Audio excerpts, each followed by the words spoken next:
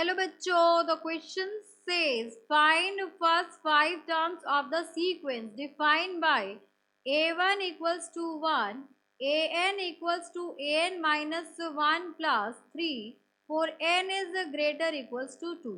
तो यहाँ पर हमें फर्स्ट 5 टर्म्स फाइंड आउट करनी है। तो इस क्वेश्चन को सॉल्व करने के लिए हम की कंसेप्ट यूज करेंगे, that is to find first 5 terms, first 5 terms, put n equals to, so n की वैल्यू ग्रेटर इक्वल्स टू 2 होगी, तो n इक्वल्स टू 2, 3, 4 एंड 5।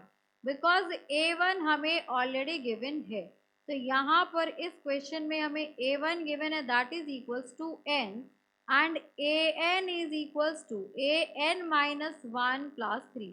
तो यहाँ पर हम पुट करेंगे, put n equals to 2, so a2 will be equals to a2 minus 1 plus 3, so this will be a1 plus 3, a1 is 1 plus 3, so from here we get a2 is equals to 4।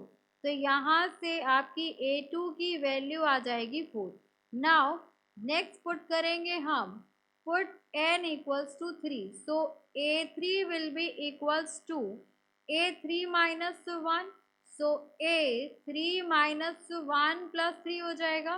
तो यहाँ से हमारे पास क्या value आएगी, a3 will be equals to a2 plus 3। तो a2 यहाँ पर क्या है आपके पास, a2 is your 4, so this will be 4 plus 3 is equals to a3। So from here we will get a3 equals to 7। So a3 की value यहाँ पर आपके पास 7 आ जाएगी। देन नेक्स्ट देखिए, हमें a4 चाहिए, so put n equals to 4, so a4 will be equals to a4 minus 1 and यहाँ पर आ जाएगा plus 3, so a4 will be equals to a3 plus 3, so a3 is 7, 7 plus 3 which is equals to 10, so a4 will be equals to 10, a4 की value आ जाएगी आपके पास 10। Then हमें चाहिए a5 भी, तो यहाँ पर आएगा आपके पास, put n equals to 5, so a5 will be equals to a5 minus 1 plus 3, so a4 plus 3, a4 की वैल्यू कितनी है, तो a4 आपके पास 10 है, सो 10 प्लस 3, यहाँ से a5 की वैल्यू आ जाएगी 13।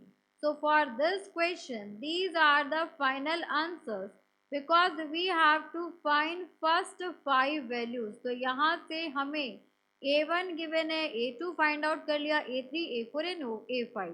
So for this question, this is the final answer. Hope you understood it very well. Thank you so much. Best of luck.